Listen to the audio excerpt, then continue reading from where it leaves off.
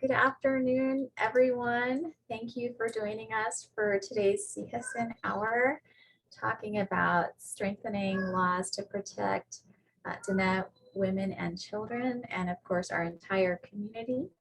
And we have with us Honorable Delegate Amber Crotty, a current member of council, chair of the Sexual Assault Prevention Task Force, and very active with our missing and murdered Dene relatives work. And we also have our former chief prosecutor, Gertrude Lee, who I had the great pleasure of working with when I served as Attorney General.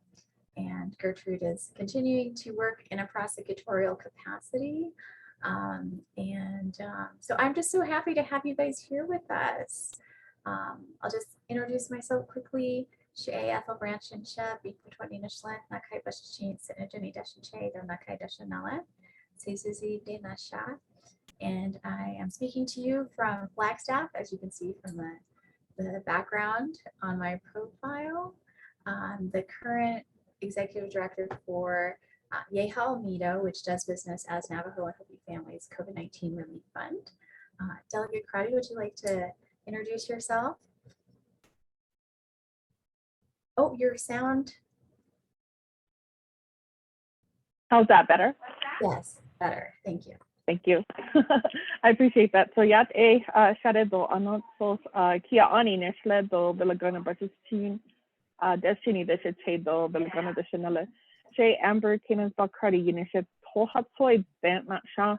So I'm over in the Tuscany Mountain in our New Mexico, Arizona territories on the Navajo Nation Council. I serve on the Budget and Finance Committee, but my passion work is the work that we do as chair of Sexual Assault Prevention Subcommittee. I represent 7 communities on the council: Sheep Springs, Two Gray Hills, Tuolina, Sanasi, Red Valley, Cove, Gadiai, and Baklabato. But as a delegate, we represent all our beautiful people here within the 4 Sacred Mountains, all of our students who are going to school, and families who are working off in the metro areas. And then, of course, representing all of our military families out there in international territory. So thank you for the opportunity to provide some insight and some updates on what we're doing here on Navajo Nation to protect our families and our communities. I appreciate it. Wow, thank you. I know you've been a very strong advocate with respect to protecting our community against sexual assault and missing and murdered relatives. So really honored to have you here with us today. So thank you. And Gertrude, would you like to introduce yourself as well? Hey, Gertrude Lee, Yanisha, Twahana Nishlan, Twasani Bashchin, Tachini Dashache, Ado Kiani Dashanola. And I'm from the Farmington area. I was born in Shiprock, grew up in Kirtland, and I'm back home working as a senior trial prosecutor at the Farmington District Attorney's Office. And thank you, Yahat, for asking me to join this panel. Absolutely. Well, I'm so pleased to have you both here. As I was preparing for this, I was looking back at some of my old materials. I've also been in conversation with Dene Sani for Justice and sharing with them, what we did with the Public Safety Summit and our Title 17 revisions, the Public Safety System Fund legislation. We came so close to getting that infusion of $58 million to strengthen our public safety system. But it's really nice looking back at that material, but also sad, like that we haven't really moved forward from where we were 4 years ago. So, but Delegate Crotty, we've had some recent fun, interesting, exciting developments with the recent passage of the Dene Action Plan, which was an effort that you led and you sponsored that legislation. Can you tell us a little bit about what the Dene Action Plan is going to do for our communities, and maybe also a little context for why you push so hard for that? That would be wonderful. Thank you. Thank you, Shada. So I appreciate the question. The Dene Action Plan was really I always want to say one of the most transparent, collaborative discussions that the nation has had when it comes to addressing criminal justice. And this started, and conversations had been taking place, but they were taking place in silos. So, you know, we had Department of Justice having conversations, we had our PD and our CIs having conversations, and then how, you know, with our mental health, behavioral health, and really looking at like, what are the challenges that we're fighting here on Navajo Nation? So when, and this is all going back, I mean, this has been like 6 years in the making, a lot of time, a lot of dedication, a lot of energy put into collaborating, identifying who are the stakeholders, and then going back to the people and asking, you know, what do you see on the ground, and how can we as a nation organize ourselves to break down the barriers when it comes to communication and coordination, so that ultimately we provide a safe, healthy community. So our people had addressed and identified that violence was a serious issue in their communities, and they had a lot of concerns about what was happening, and the lack of law enforcement, and the lack of adjudication, and the lack of just having people accountable for the crimes they were committing. The other area was alcoholism and substance abuse. And we know through our trauma-informed training that individuals will try to numb the pain, the trauma of their past by consuming large amounts, excess of alcohol, you know, using drugs, and the type of violence that that is in combination with when you deal with that in the home setting, and just looking at all of the systemic issues. And there was also an outcry from our communities regarding suicidal ideation. And so the hopelessness that our young, particularly Navajo males, were facing when looking at the data in terms of, you know, death by suicide, what was the impact on Navajo Nation? So we started having those conversations, and I was, and still am, the tribal representative for SAMHSA, that's the Substance Abuse and Mental Health Administration. And in having conversations at the high level with the Secretary of Health, and we started looking at the judicial system. So that's really how this DNET action plan started coming about.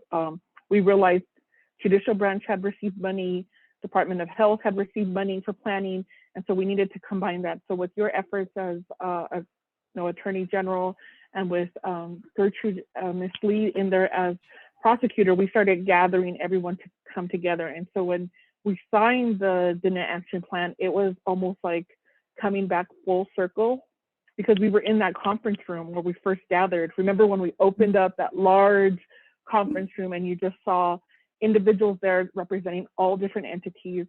And so it was a great day to kind of continue to pull that legislation. It's important legislation to address these systemic challenges, but also we were able to add into the conversation our missing and murdered genetic relatives, and the intersection of all of those issues, and what we as a nation have to do in terms of our planning to address the issue of our missing and murdered, and then how that will ultimately provide healing for our community. So it is, I would say, probably one of the proudest moments in my life as a legislator, because this then gives the commitment of all three branches, and more importantly, the resources and the development of an advisory board. And so they have their marching orders. And so we hope this will inspire at a community level and the nonprofits to kind of rally amongst and get information and energy around these areas, so that we could really make an impact. And hopefully within the next 5 to 10 years, we're having conversations about how to bring more healthy initiatives into our communities as we deal with, you know, and finally having a handle of our public safety and other negative impacts in our community. That's really great. Thank you so much for sharing that, Delegate Crotty. And I commend you, because it was really hard to get that pulled together. Just getting the document together, getting signed off by all the appropriate people, and the support of all the necessary parties. So thank you for employing your sheep herding skills and moving that forward. I have a small guest who is apparently joining us, but Miss Lee, if you could share with us, what was it like when you joined the office of the chief prosecutor to lead it, and what were some of the key challenges that you encountered while you served in that position? Well, thank you. Well, I served as chief prosecutor from October of 2016 until April of 2019. And when I first came into the office, the situation was pretty dire. There were 5 district offices that had no prosecutors, no legal staff at all. And there were 7 attorneys, including me, 7 legal staff, including me, who were covering all of the cases across the Navajo Nation. And so burnout was occurring. There was just a huge backlog of cases that needed to be reviewed for prosecution, and just staying on top of everything. It was like a legal triage in trying to address the most serious cases with the resources that we had. It was really difficult, and it was a challenging time. And I think you prepared me well for the situation I was jumping into, and providing the support, the encouragement to be able to meet those challenges. I was looking back at some of the Facebook posts from the Public Safety Summit from 2018 and just going through the accomplishments. It was pretty amazing. That I'd say the biggest challenge that first year was building up the legal staff, establishing a training program, creating a pipeline to get more prosecutors into the office, and recruiting for those vacant positions, and just working with, I don't know how many different departments we had to work with to get the positions filled and all those vacancies filled. But eventually it happened. There were 9 district offices and 1 administrative office for the office of the prosecutor. And, by the beginning of 2018, all of the district offices that had at least 1 prosecutor within the community. And it was apparent. You could see it in the communities, and they knew when we had prosecutors there. And when I say communities, I mean, these are huge communities, and not having a prosecutor there makes quite a difference. I think the situation now, it sounds like it's getting back to what it was like when I first started, just based on what I hear in the different committee meetings and council meetings and updates that you hear. But I'd say that the lack of manpower personnel was the most immediate concern. And then after we built it up, the concerns about the legal structure and, just updating our legal system and working with the many different federal partners to make sure that violent crime was addressed. That in itself, like being able to focus on that was pretty overwhelming. But you can't really do that when you're thinking about, who am I going to send to Alamo Court for this one court hearing? Otherwise, it's going to get dismissed. So it was challenging, but the team there were dedicated, really top-notch legal professionals who knew what they were doing and helped me along the way. That's great. And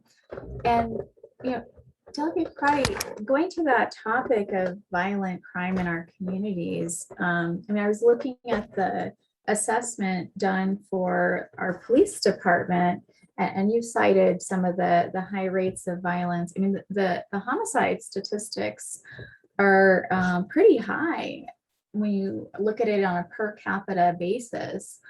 Can you share with us what you've learned as you've looked into the level of violent crime in our community, especially with respect to sexual assault. That was one thing where I did notice in the report, they referenced the high incident of violence against women, both with respect to sexual assault and domestic violence, but there wasn't actual data provided in the report. I was surprised to see that. If you could speak to those. Right. So thank you for bringing up in terms of the report that was, done by consultants on behalf of Navajo Public Safety in just a high-level summary of what's going on here on Navajo. I think when community members and lawmakers look at what's happening on the nation, the collection of data and analyzing what that data and how that tells a story, we really, because we're still just trying to put out immediate fires, we don't really have that time, or we need to put more energy into doing that reflection work on what's happening. And that's where, going back to the action plan, is hopefully now instilling markers on what we want to do when it comes to reducing violence and what does that look like. Because each one of those cases, it's not only high in terms of per capita, but each one of those cases has a story. So what happened to that individual to put them in a situation where they were killed and murdered? And where is the prevention that we need to provide to the community to educate on what's happening? And what we saw in our experience was the communities really didn't know when these murders were happening. And so there's a double-edged sword there where you don't want communities to be in a state of anxiety and worried about their safety, but also they were never given a chance to know what type of violence was happening in their communities and how could they protect themselves. And more importantly, how they could make leadership accountable to really put focus, time, energy. And we talked about this at the very beginning, funding. There has to be a consistent funding stream to scale up not only our law enforcement, but scaling up the whole system. So when it comes to these horrendous acts of violence in our communities and how they're reported, we've asked for more press release, understanding that every individual who is arrested is assumed innocent until a court adjudicates that case, but at least our community will know that investigation has taken place, there's an arrest, this person is in a facility so they cannot hurt others. And that's where you come in with a double-edged sword, where you have to talk about the violence that's happening, and we can't pat each other on the back and say everything is fine. And that's, in my experience, what we continue to see, where people will say, well, we're doing the best that we can.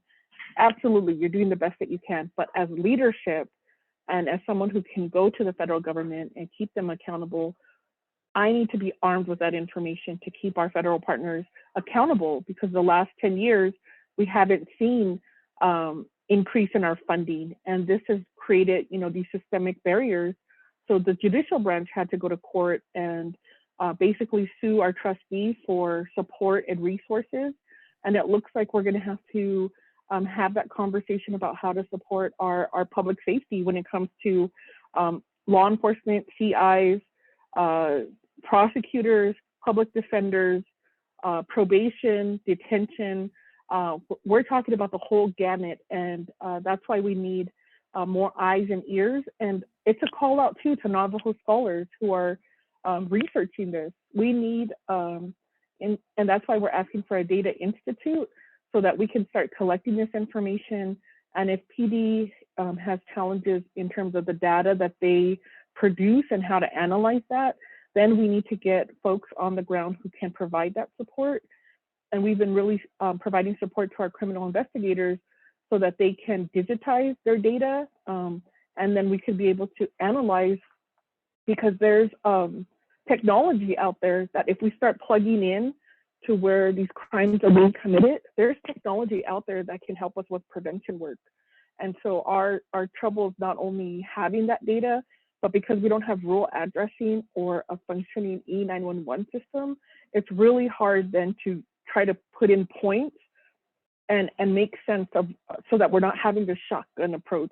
We do know that there's families that are in crisis. We know that there's generational trauma.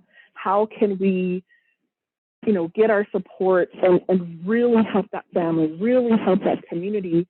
And I think that's why it's important to then have these conversations. And I will always have a call out to any Navajo scholar who's out there and wants to look at this information.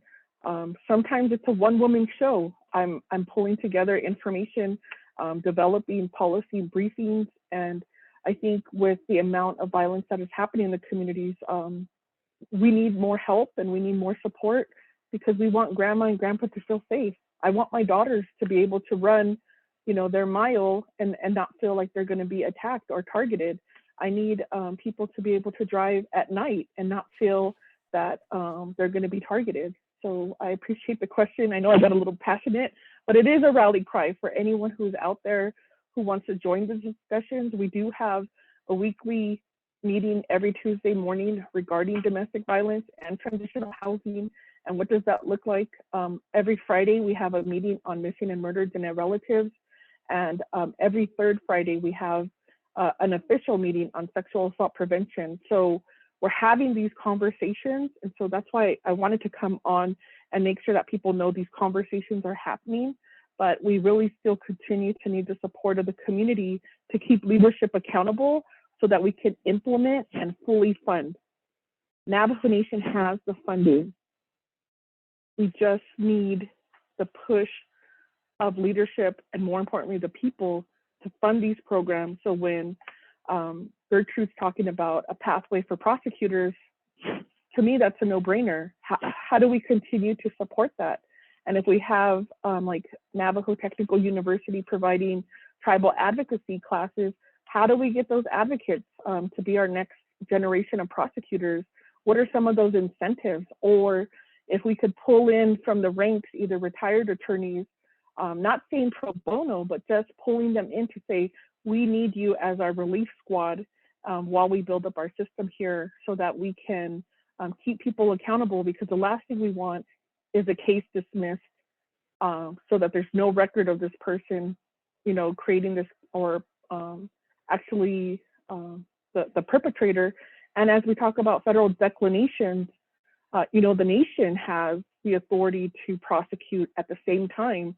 And that's really where we want to scale up and maximize our ability and push back on the federal government to say, if you're not going to prosecute, at least we could get some type of justice within our courts.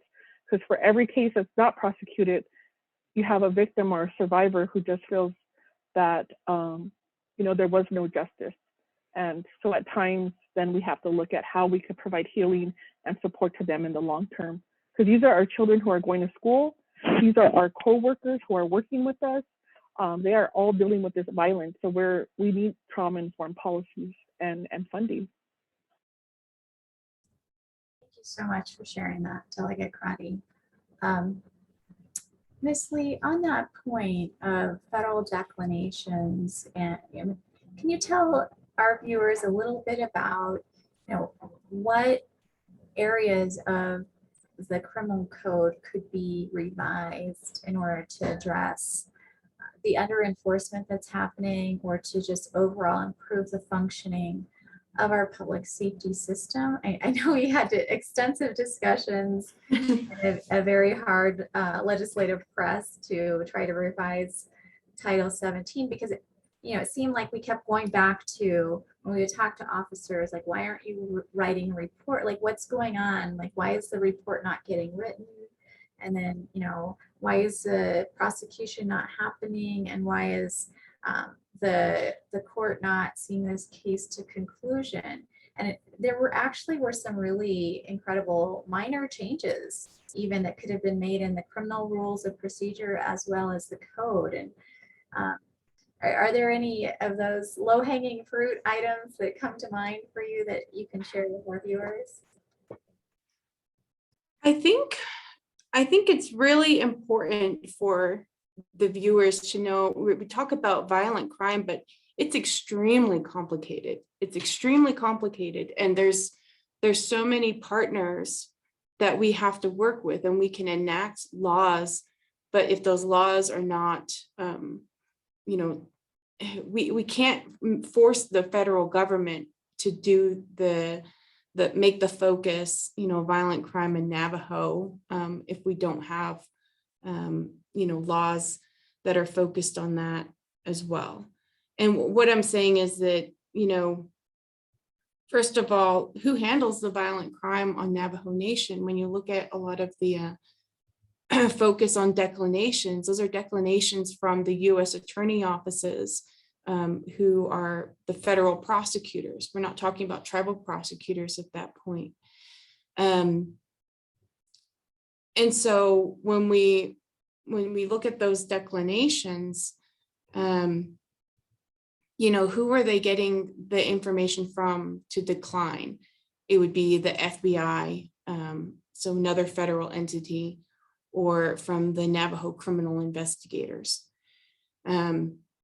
I think I don't even think it would need to be a law. It would just need to be a push from leaders to say, federal government, we need a coordinated approach to tackling violent crime on Navajo Nation. And why is that critical to say a coordinated approach? Because right now, because Navajo Nation is such a huge land base, it covers, New Mexico, Utah, and Arizona, which means that we're dealing with 3 different U.S. attorneys' offices. So how a case is reviewed in New Mexico is different from how it's reviewed on tribal land in Arizona or Utah. On top of that, to make it more complicated, you have 3 different FBI offices that are under different supervisors in different regions. So you've got the Albuquerque office, you've got the Phoenix office, you've got the Salt Lake City office for FBI.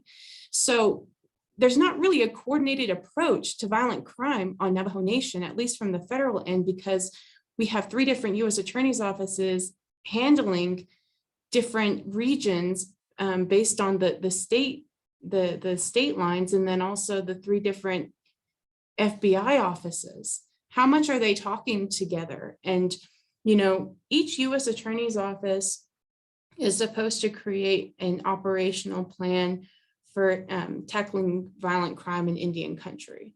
And you'll see in the different reports that are put out by the U.S. attorney's offices, reference to these operational plans.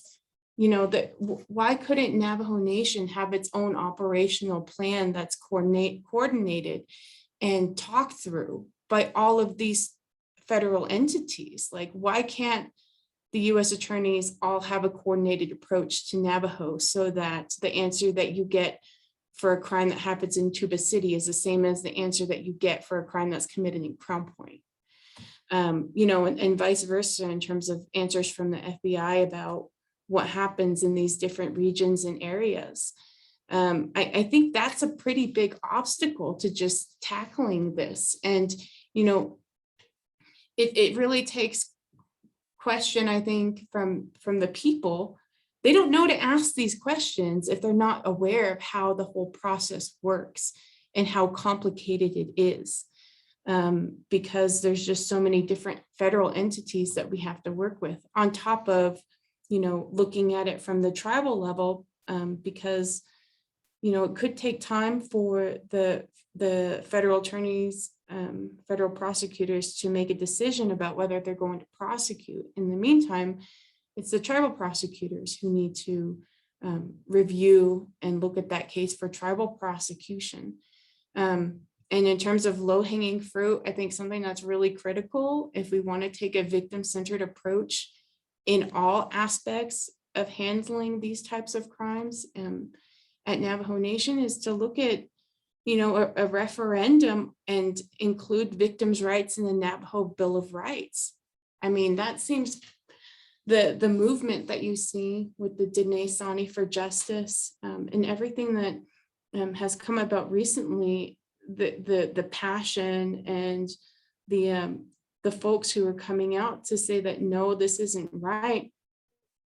It reminds me of, in terms of reading about victims' rights and the history of how that progressed in the US and across the different states. Like, that started back in the 1980s, with violent crime across the United States. and each state has basically revised their constitutions to include victims' rights, to revise their statutes to include victims' rights. And Navajo Nation has victims' rights, but it's only for the family violence crimes within Title 17. So if the perpetrator, if the defendant is not a defendant for a family violence crime, then there's no statutory victim rights for that victim of that crime. So, if you've got a person who's a victim of sexual assault and the perpetrator is not a family member, then under our law and statutes, they don't have victim rights, at least not under Title 17.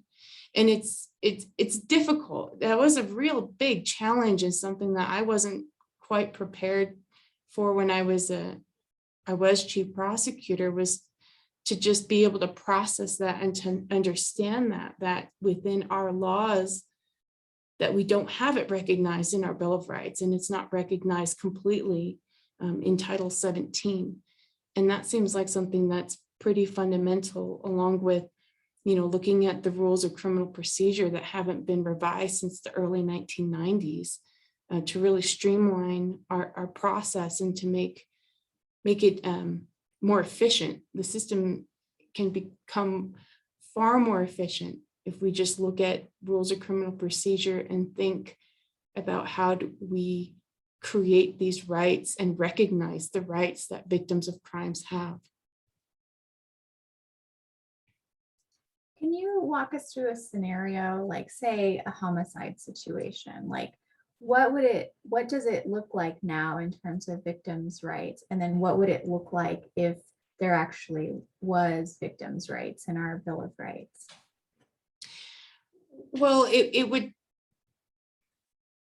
right now, I mean, there's nothing really saying that the victims, like the family members of a homicide victim, like need to be contacted or do need to be conferred with or need to be treated with dignity or respect by law enforcement, prosecutors, the judges.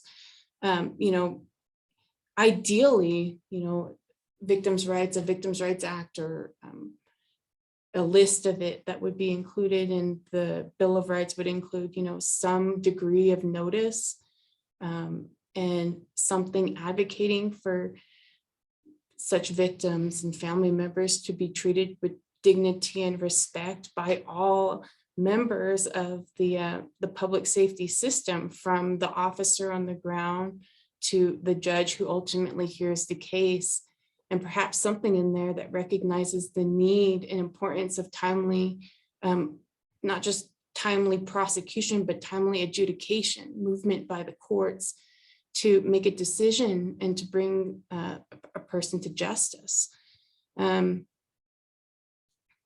Right now, unless the feds took that up, I mean, there is a federal victims' rights for the crimes that would be taken up by the U.S. attorney's offices, and they have victim advocates in place who, help answer the questions of those family members, and the prosecutors.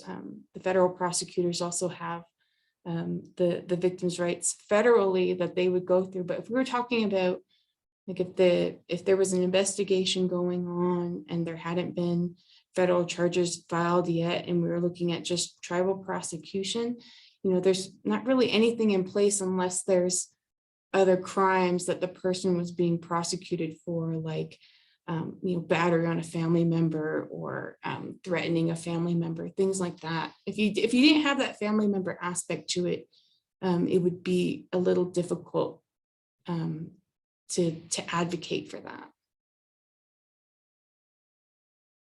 Thank you for sharing that information and that explanation. That's helpful. Delegate Crotty, I want to talk about alcohol. When we, and you mentioned this, substance use, misuse is one of the key challenges for our community. And that's something that in a previous discussion we had with Jesse Delmar, Director of Public Safety, and the Chief of Police, was something that they mentioned as well. And it's featured very prominently in the assessment that was done of Police Department. Chief Francisco noted that 55% of calls for police assistance relate to public intoxication or alcohol directly. And that seems to be overwhelming the system. And we already have limited officers, but if officers don't respond, that situation can escalate into a violent situation. So is there any discussion now that the Dene Action Plan has been passed to really hone in on preventative measures with respect to or recovery and healing with respect to alcohol? Like, you know, discussions having to do with a detox facility or a rehab facility. You know, we often hear people saying that they don't want to leave the Navajo Nation. If they access those resources, they have to go to Phoenix or Albuquerque, and they just don't want to do that. They don't want to leave their families behind, and that's a hardship for their families or themselves to travel that distance. Is there anything you can share with our viewers relating to that issue? Sure. I just want to apologize. I moved locations and I'm just having some trouble with my video, but I'm still here, and I appreciate Gertrude for really breaking down the challenges when we have. So when we're saying like jurisdiction issues and challenges, not only is it like jurisdiction, like actual location, but it's also jurisdiction of who and what entity can prosecute and that responsibility. So thank you, Gertrude, for that breakdown. When it comes to substance abuse and mental health, we know that our sister states, like so for New Mexico, has developed wellness courts. And it's actually a lot of, Navajos who are on that team who recognize that so many of our relatives are trying to deal with their trauma by consuming alcohol or by using drugs. And in my own journey of healing and learning about like codependency, learning about what does it mean to support someone on their journey to make decisions for themselves, but keep them accountable. So what we're seeing in our communities is there is a lot of healing that needs to take place. There needs to be these spaces where men, women, children, elders can have an opportunity to tell their story by not being victim shamed or blamed, and providing the opportunity for them to heal.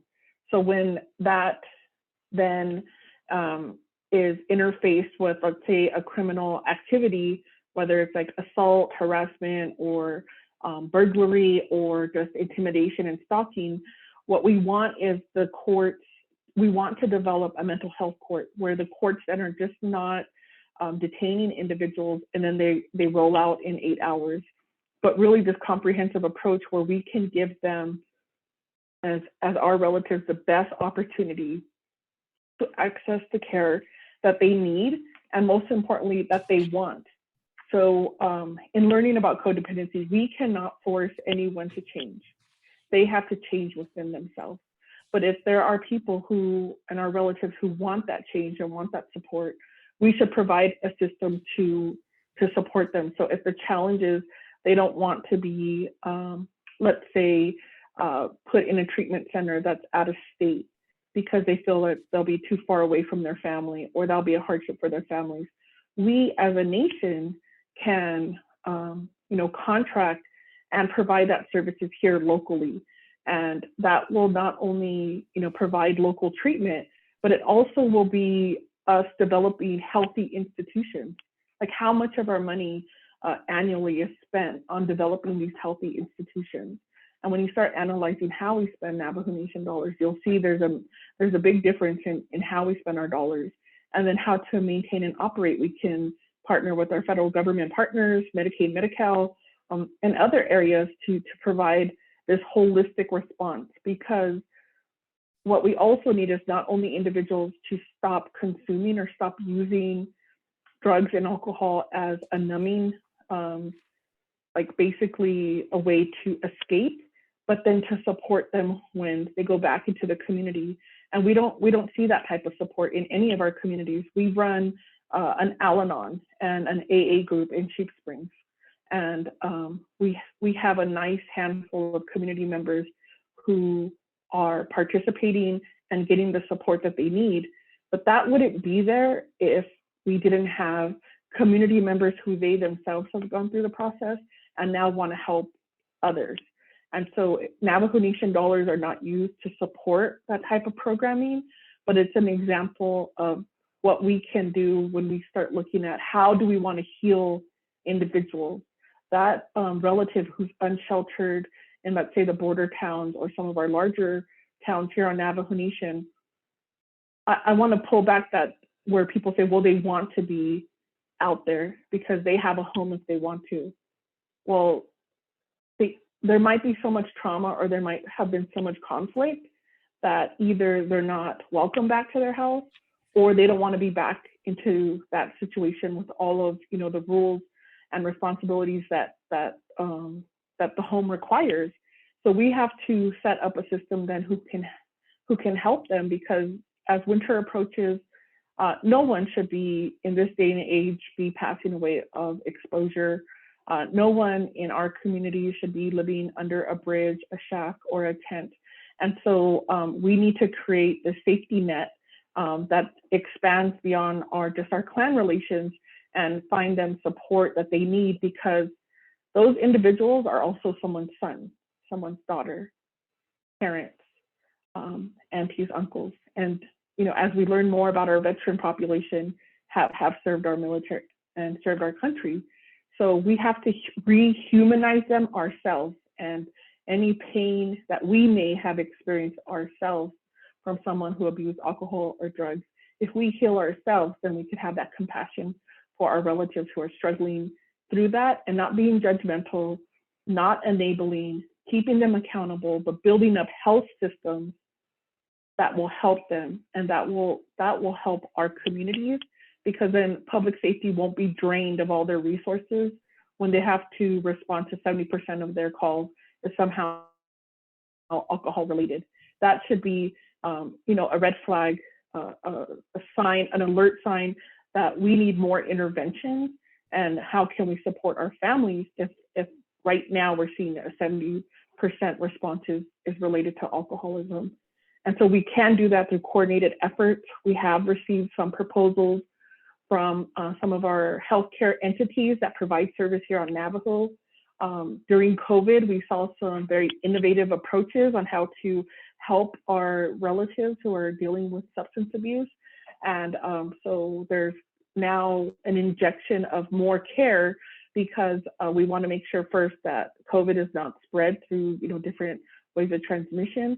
But now, as we build up and seeing how, you know, providing a stable home environment, providing some housing with some resources, and Navajo Nation can lead the way. We have the Navajo Wellness Model, and that could be integrated into our plan to provide healthy communities.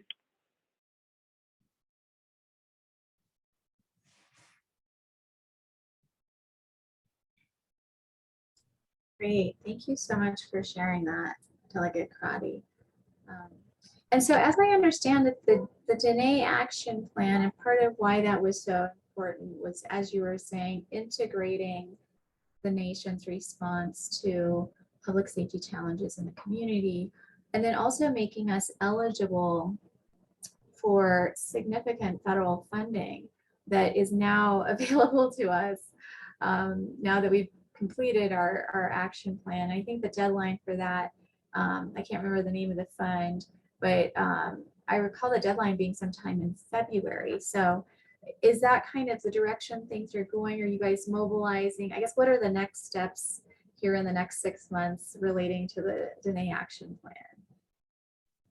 Right, so it does open up opportunities for increased funding. But the nation will still have to apply for this. So I think you're thinking about like Native Connections, where that invests a large amount of money into the communities to access public health or wellness programs. That requires also a big, again, scaffolding of our Department of Health, Behavioral and Mental Health services on what they're able to provide, and onboarding the required therapists, counselors that the grant would require. In terms of the 6 months, we met last week, kind of the team that has been spearheading this. So myself, Office of Speaker, Office of the President, Chief Justice Office, and then looking at, we have a meeting tomorrow on who and how we get the advisory board selected. It, at this point, is only required to meet every quarter, but what our plan is, at least for the next 3 to 6 months, is to have weekly or bi-weekly meetings to start taking on some of these challenges, identifying grant opportunities, and most importantly, partnerships, because Navajo Nation government, as it is right now, cannot do this on its own. We are stretched thin. Our personnel is doing their very best with limited resources. And so we need to bring in partners to help with innovation, partners who can help manage some of these programs. And if I could pivot, that's what we've also did.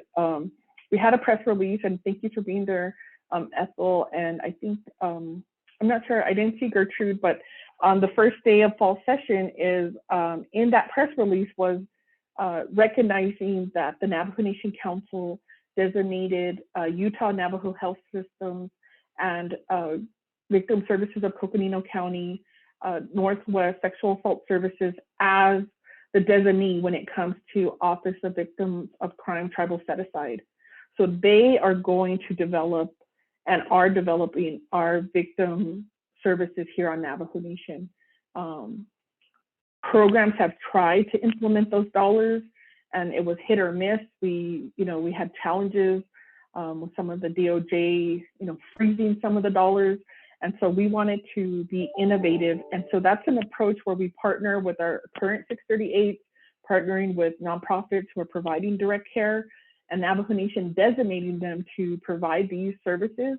So they'll still have the oversight over, health, education, human services will still have oversight over that, but they then can move and provide services, and they're not tied up in Navajo Nation's red tape. If you want to hire someone, if you want to, purchase toilet paper, there's horror stories on how to just get some of the most simplest things done here on Navajo. So we're trying to break out of that, and that also creates innovation and to maximize our local talent and resources, because Navajo Nation's people are our biggest resource. There are so many Navajo relatives that I've met, including both of you, who are passionate about providing healthy, stable communities and want to do something. And so if we could create that opportunity, that's valuable. And so many of our Navajo professionals want to give back, but do not know necessarily how to give back, and are not able to secure a job here or live back home. So we want to capture that that expertise that they have, and so we're going to be building up a community-based advisory team to be able to help and promote more victim services on Navajo Nation, so that they can become, go from what we consider a victim of a crime to those survivor stories, and ultimately fierce warriors to protect and honor our people.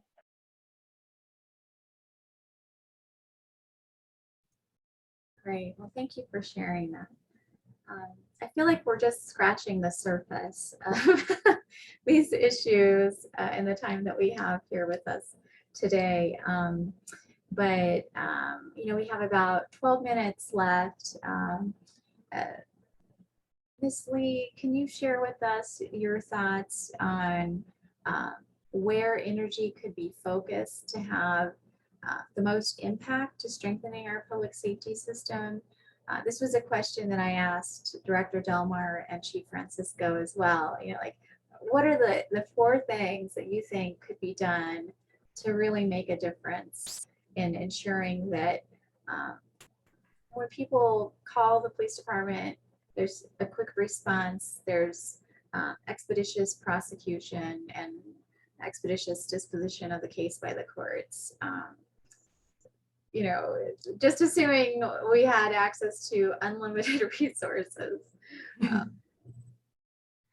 I think it goes along with making sure that all aspects of the public safety system are supported, that they're made modern. Really, when I was listening to your Sihasin hour with Jesse and Chief Francisco, their description of what they were working with and what they're trying to build up. I mean, it sounds like, they're still working in a system that others were working in decades ago. And if anything, you can't just focus on only police department or only corrections, because when you work in one area, like we saw with the police department, I remember back in 2017, Chief Delmar was Chief Francisco was starting up the academy, and that he was hiring more police officers, and he was, making sure that they were getting training, and all of his efforts bore out. And we saw it because there was an influx of new police reports that came in that needed to be reviewed. And it was a new a wave of overwhelming police reports that came in. And that was because he was building up the police department, and there was more feet on the ground. They were getting more reports out, which meant that we needed to really bolster the prosecutor's office, which, did result in more prosecutions being filed in the tribal prosecutor's office. But then that overwhelmed the court system and the public defender's office. So it's a domino effect when all of the system is strengthened, and you really can't, it's counterproductive, I guess, not to focus on the system as a whole. So just to look at it as the entire system and strengthening it, and looking at, something that would be really great to see is, an overall system report, like what the police department got with their the consultant that they worked with, and the report that created.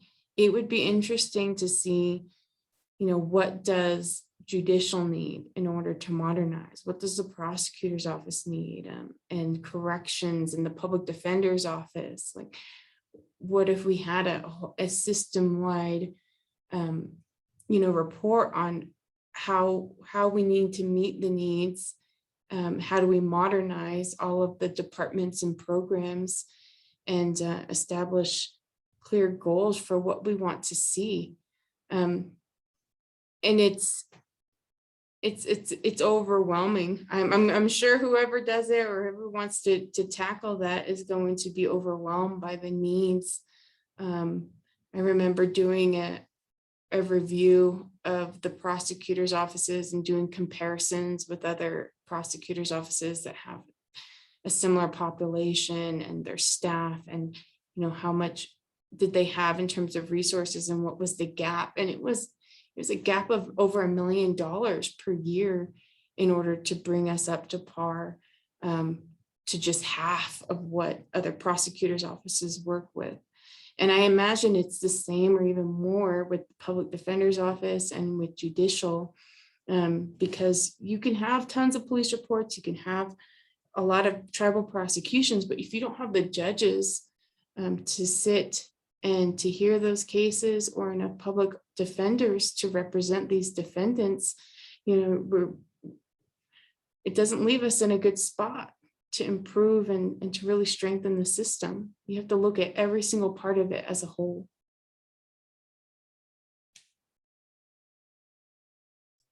Well, that was one suggestion, but a very tremendous suggestion.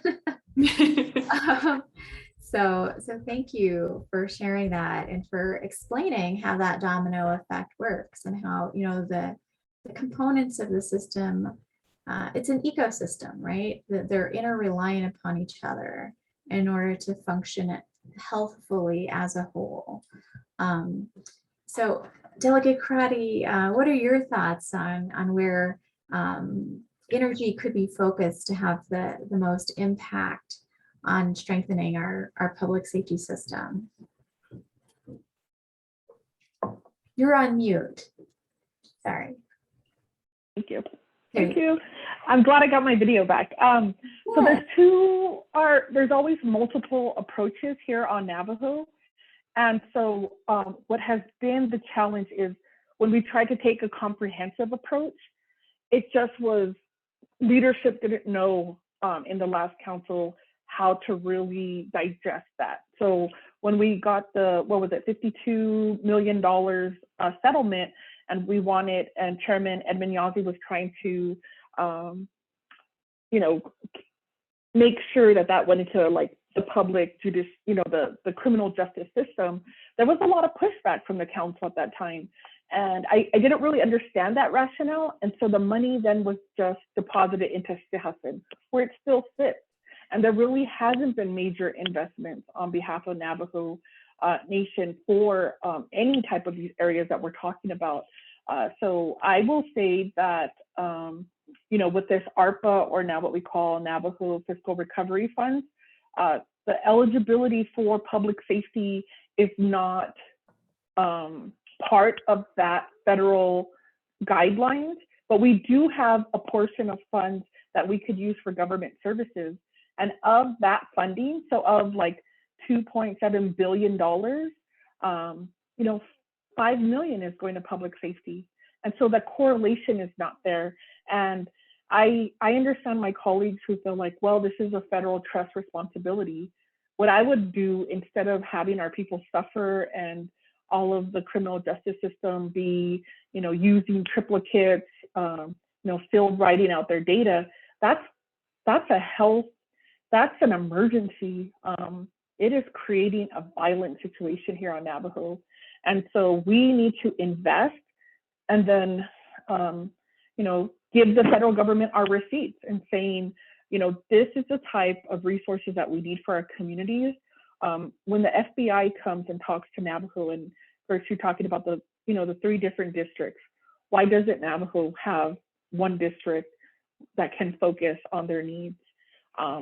When Department of Justice has their tribal consultations, the U.S. Attorney's Office, one thing that we're pushing for is, why can't we have one office with the amount of cases that Navajo has, or Indian country, like, meet our needs, so that we can understand this? Because trying to get the data, trying to understand how we can be successful in prevention is really difficult. And our federal partners can help us with that reorganization.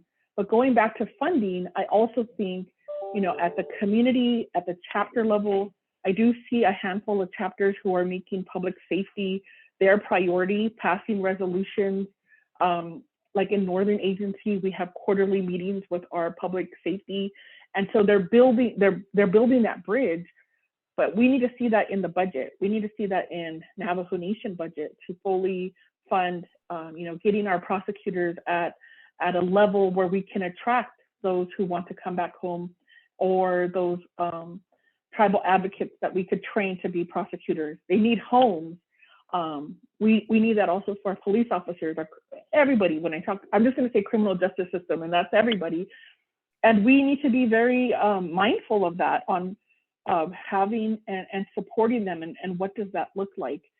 Because when we're talking about violence, alcohol, suicidal ideation, if we're saying these are the areas that the public are concerned with, then we need to put the same energy as we put into building up infrastructure into our criminal justice system. And now watching the last, you know, 5 to 6 months on how the nation has really tried to organize around the anticipation of this federal dollars for like road projects or community projects, if we could have that same energy when it comes to combating violence in our criminal justice system, where we have the ability to do it. We have the ability to, if we need to bring on those consultants, we have the ability to bring on prosecutors to prosecute these cases. We have the ability to have and bring in counselors to help with that long-term healing. Because some of my frustrations has been the criminal justice system is slow to respond to the current needs. So if they're still working in the 1970s office, you know, how are they dealing with cyberbullying? How are they dealing with these predators that are targeting our children? How are they dealing with our missing and murdered relatives when, you know, they can't track or have immediate service? You know, how are we building up our Amber Alert system? And my goodness, when are we going to get an E911 system so that when wherever I'm at on the nation, I could call in. And so I want to thank our Navajo Nation cyber team. They're also a collection of different IT folks. And when we lost Officer Largo because of communication efforts, like that should be our driving point. You know, our sexual assault prevention subcommittee was developed because how we lost Ash and Mike. And so we all recognize, okay, these are systemic challenges, but some things in terms of violence, it's not decreasing. We're slowly seeing this increase. And matter of fact, anytime we see a decrease, it's more of there's a turnover. So that entity is not fully, transferring cases or whatnot. So the violence is there. And I would say, as we talk to leadership, every Navajo leader from every different level should have a plan on how they're going to support our criminal justice system. Because I'm not an officer, I'm not a judge, but I'm a mom, and I want my girls, I want your girls, I want our babies to be safe. And so how can we collectively do that? So I also appreciate the Dinesani for Justice movement. They brought out a lot of critical areas, and working together in some of these areas, we're going to be pushing out policy. And I appreciate Gertrude for bringing up the victim services. We do have a resolution that was passed by all of the agencies on what victim rights should be on the Navajo Nation. So we hope to implement that. And if it has to be through a public initiative, that's the way we can go, or hopefully our leadership will continue to support us. Thank you so much for sharing that, Delegate Crotty. And just so our readers can understand the level of violence we're talking about, the homicide rate on Navajo Nation is 4 times the national average, just for per capita statistics. And then also the sense for like the need for a separate Navajo district when it comes to U.S. attorneys' offices or a state. That's another discussion, but or like a whole series of discussions. But like having our own U.S. attorney. So when you look at Navajo, just in Arizona alone, it's one of 14 tribal agencies. And for 2019, Navajo had 12 of the homicides in that region. And all of the other tribes combined, all 13 other tribes, had a total of 4 homicides. So that alone, I think, really impresses how much of a need there is to surge federal resources for Navajo Nation and to separate it and treat it, as the extremely large geographic region it is, as well as the extremely large population that it is also. So I just want to thank you both so much for your insights and for your commitment to making our communities safe for all members of our community. And I hope we can continue our discussion at some point soon. And but thank you for all the work that you're doing, and you all have a beautiful day. Thank you for joining us. Yeah, thank you. Thank you. Again. On that.